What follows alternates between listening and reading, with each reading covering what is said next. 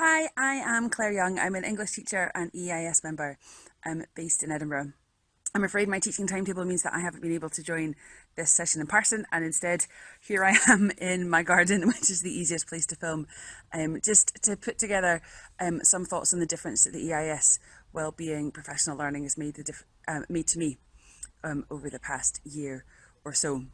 I'd start by saying that I am really thankful to see the increased importance and visibility being placed on high quality professional learning for teachers' wellbeing.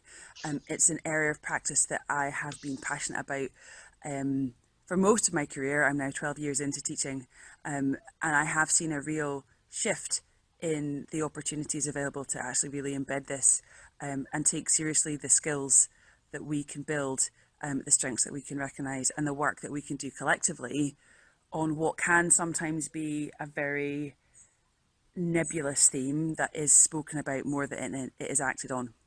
And I feel a sea change in that, and that is definitely for me a change for the better. I think one of the reasons why I'm very passionate about wellbeing is I realise how essential it has been to me sustaining a profession that I absolutely love. 12 years of education has brought a huge amount of joy and satisfaction to me, remarkable opportunities to learn from young people and colleagues within my school community, and times of real challenge as well, both from events faced in my school community and also from the life shocks that visit all of us. So having a profession which takes seriously our well-being as we work, especially because we're doing relationship-based work, especially because we are doing work that brings us into contact with families, young people, communities who are facing their own struggles and challenges with well-being, and we need to be grounded and equipped to respond to that. Having high quality professional learning, I think, makes all the difference, and it's recognised too in the new whole school approach framework that's just been published to support the well-being of children and young people in schools, and that is very clear that schools need embedded supports and structures, that staff well-being must be a core component of the work that is done to support young people's well-being. We know that for them to be well, we have to be well.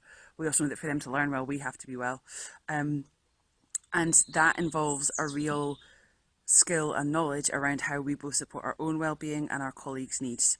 And the EIS professional learning offer, I think, was the first time for me that I got really coherent, well-led input that made me see and realise what that could look like. I am also proud that our school community has worked hard for the past 4 years. We've had a very active staff wellbeing community and working group. We have surveyed staff at least annually to understand what their needs are.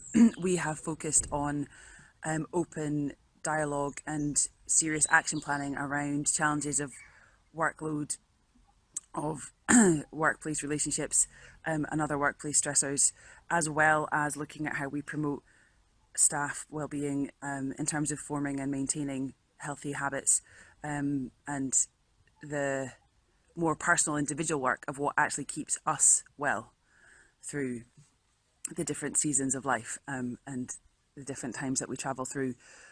So that work has been ongoing, but I'm aware that I have been doing it with a certain kind of looking over my shoulder, wondering about if other people are doing it differently, or if there's a better model, or if I'm on track, or how it sits in the bigger picture. And I haven't really found that networks and communities of other professionals around the country to see what they're doing and what it looks like in their places. And being part of the reflecting, leading on wellbeing offer from EIS gave me that network. It gave me that opportunity to hear and understand what staff wellbeing looks like in other school communities. And it also offered a really strong reflective space to consider what is working well and what is emerging is important, that if I don't stop and reflect, I might miss in the wellbeing work that I was leading, and also just to consider meaningful and strength-based ways to move forward. So it was a course that was really empowering to be part of. It was also just a good and positive thing to connect with other people in education working on a similar theme, and it gave me an added coherence and clarity in the work that I was doing. So based on that, I had more confidence and was able to be more open in the way that I led our staff wellbeing work. And it led to the final term of our staff wellbeing work at my school being one where we had a really diverse program.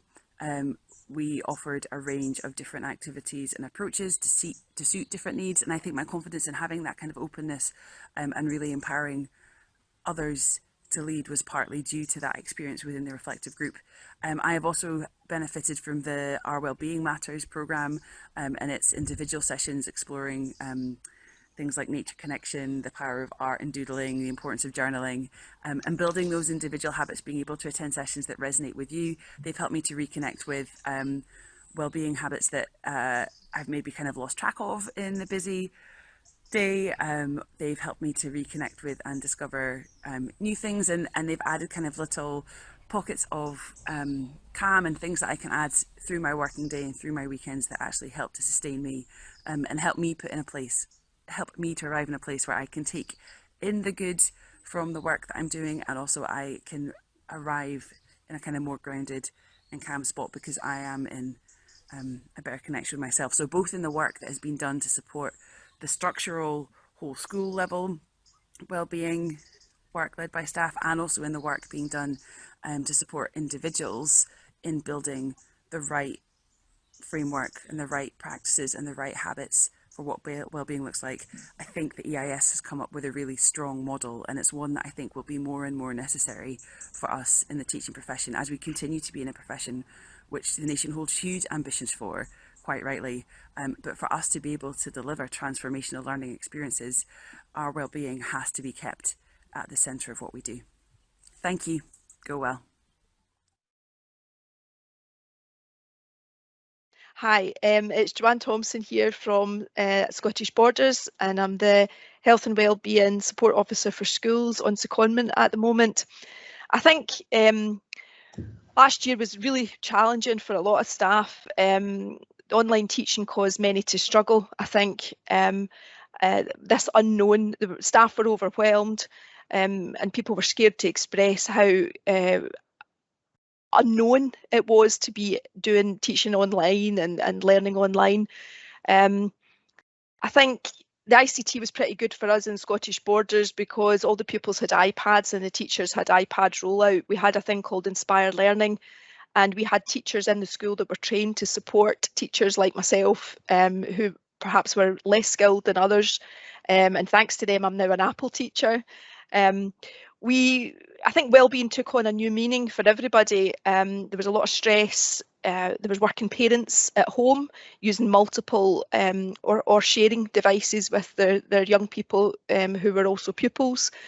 There was people suffering from ill health and were in hospital. And I think for myself as a single person, there was a blurred line between home and work balance. Because my house isn't big, and it became my office pretty much full on. There was also my principal teacher sadly passed away in April with COVID, and that really had a big hit in our school and our department in terms of looking after ourselves and looking after our wellbeing. As a consequence of that, I had previously done and started again doing Qigong on Fridays as soon as we were able to open up and do live sessions, because I find it very difficult to do anything online. Staff in school, we had set up a health and wellbeing committee, and Katie, my colleague, had started a bake-off challenge. We couldn't taste the food, but we could share photographs of what it might be. And we had staff quizzes and coffee mornings that staff set up as well, even as much as if we noticed that somebody was missing from one of the coffee mornings, we had one-to-one sessions catching up with them, just seeing if they were okay. In general terms, I think headquarters, when they rolled out Our Wellbeing Matters programme, it was very timely and very supportive for me. Myself suffering from digital overload, when I seen the digital wellbeing course, I thought, is this going to enable me to burn my iPad? Because at that point I'd had enough. And what actually happened was, when I went along to that course, which was run in conjunction with Maury House in the Computing Studies Department, It allowed me to take control of social media in my personal time, and it allowed me to build in time checks and alarms, which were both surprising and refreshing. I found hours that I didn't think that I had before, and I finally, after 2 years, managed to wallpaper my hall, which was surprising.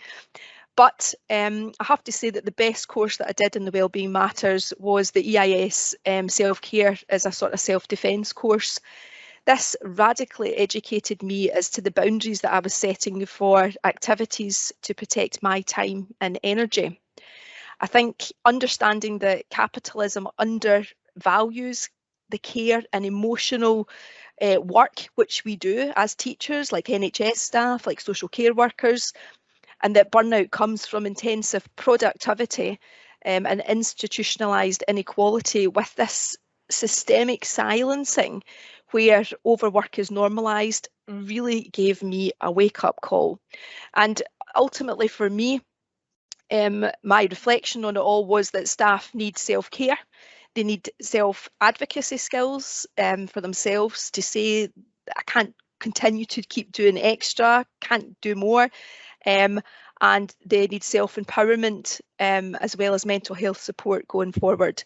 And in my new role with my colleague from primary and with the QIO, we're hoping to do that, to look at a good health and wellbeing course in Scottish Borders, not just to support young people in front of us, but also to support staff and put their wellbeing at the forefront.